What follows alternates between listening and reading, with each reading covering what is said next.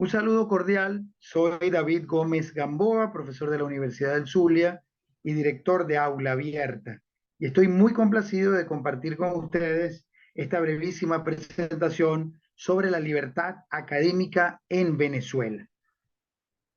Quiero empezar con la idea de afirmar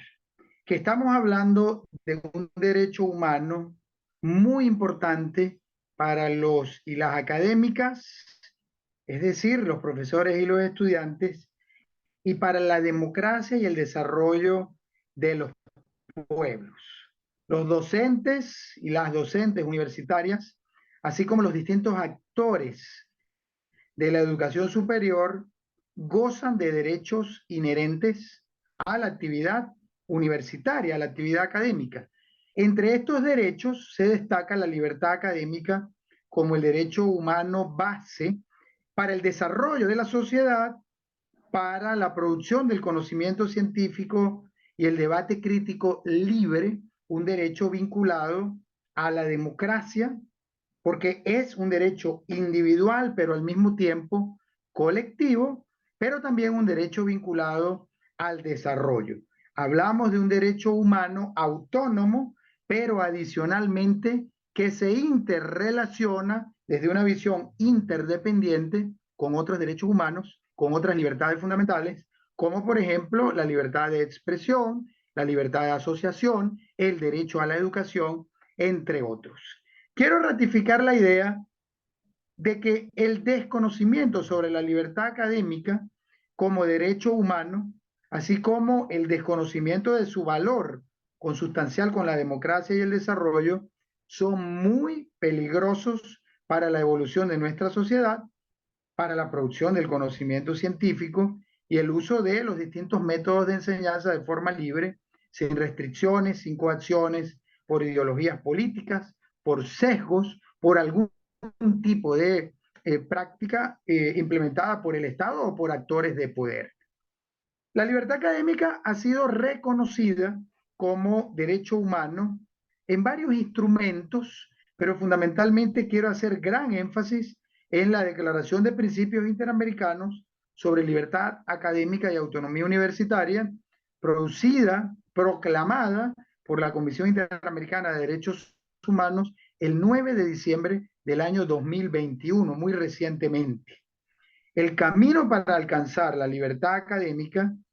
desde su reconocimiento internacional como derecho humano ha sido arduo, ha sido difícil, repleto del esfuerzo conjunto de ONGs como Aula Abierta, al lado de centros universitarios de derechos humanos, otras organizaciones de la sociedad civil, el movimiento estudiantil, el movimiento profesoral también articulado en distintas redes, en distintas acciones, que actuaba fundamentalmente desde hace varios años frente a órganos internacionales de derechos humanos, no solo frente al sistema interamericano, sino también frente a órganos, por ejemplo, de Naciones Unidas, órganos de derechos humanos, por ejemplo, de tratados como los comités de Naciones Unidas, algunos de los comités de derechos humanos, o inclusive mecanismos especiales de Naciones Unidas, como por ejemplo el examen periódico universal de varios países, especialmente latinoamericanos, o inclusive frente a relatorías, relatores o relatoras de Naciones Unidas que han mostrado también interés al lado de relatores y relatoras del sistema interamericano, han mostrado interés sobre la libertad académica. La libertad académica implica el derecho de toda persona a buscar, generar y transmitir conocimientos,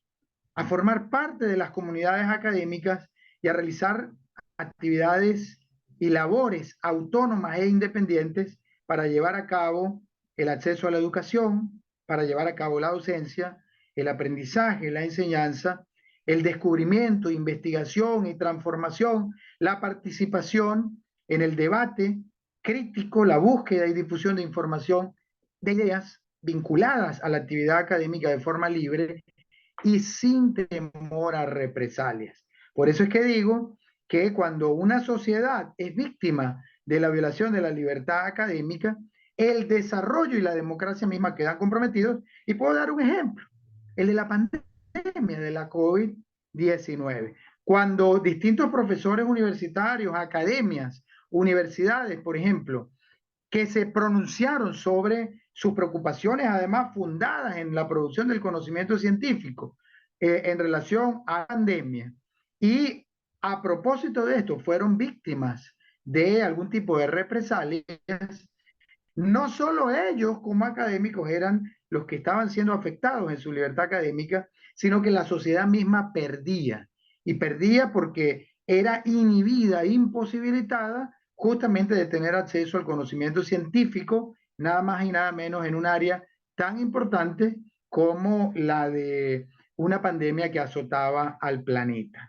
El ejemplo de la Academia de las Ciencias Matemáticas, Físicas y Naturales, cuando en el mes de mayo del 2020 se pronunciaron en Venezuela sobre sus preocupaciones científicas aplicando el método matemático en relación al posible incremento de casos de la COVID en Venezuela, y que a partir de allí fueron objeto de represalias por parte de Diosdado Cabello, quien llamaba a aplicar la operación Tuntún contra los académicos, es muy preocupante. Otro ejemplo muy similar ocurrió en Nicaragua cuando el profesor Miguel Orozco del Instituto de Investigaciones en Materia de Salud de la UNAM Managua se pronunció justamente dando una declaración frente a la BBC, un medio de comunicación internacional, manifestando sus preocupaciones en relación al manejo de la COVID en Nicaragua, y a partir de allí entonces fue destituido él y el tren directivo de ese Instituto de Salud. ¿Quién pierde? No solo los académicos, que están obviamente siendo objetos de amenazas, represalias, persecución, justamente por la producción del conocimiento científico o por su participación en el debate crítico en la sociedad a raíz de su experticia científico-académica. Se afecta también justamente a la sociedad misma, a la que se le priva de la posibilidad de acceder a ese conocimiento científico que viene de unos académicos expertos. A pesar de lo anterior, los docentes universitarios lamentablemente siguen siendo sujetos en situación de vulnerabilidad especial eh, frente a estados autoritarios. A pesar de que la libertad académica está reconocida como derecho humano, a pesar de que hay distintos instrumentos normativos, como los que veíamos en la pantalla, la observación general número 13 del Comité de Derechos Económicos, Sociales y Culturales de Naciones Unidas, algunas declaraciones y resoluciones, por ejemplo, de la UNESCO, inclusive los pactos internacionales, tanto de derechos civiles y políticos, como el de derechos económicos, sociales y culturales en el marco de las Naciones Unidas, que consagran distintas normas justamente para la protección de la libertad académica. Lamentablemente, los y las universitarias frente a contextos autoritarios, y me refiero a los estudiantes, a los profesores, a los científicos, por producir su investigación científica que puede ser molesta para un gobierno autoritario, están en una situación de vulnerabilidad. Ellos, al producir conocimiento científico o participar en el debate crítico, pueden ser objeto de represalias. El ejemplo que di de alguna manera grafica la situación por parte de gobiernos que buscan imponer su verdad, por parte de gobiernos autoritarios que probablemente no le dan la bienvenida al debate crítico, sino que básicamente quieren escuchar una sola voz, la que ellos en cualquier caso aprueben. Y de allí prácticas de ideologización, adoctrinamiento, inclusive en algunos contextos. También es cierto decir que la libertad académica se puede también vulnerar en contextos de democracia, en universidades, en centros académicos, por parte de autoridades de gobiernos, etc. Lo cierto es que hablamos de un derecho muy importante que debe ser reconocido, debe ser respetado, y en consecuencia, ante su vulneración, tenemos que saber a dónde acudir. Básicamente, desde Aula Abierta nos ponemos a la orden.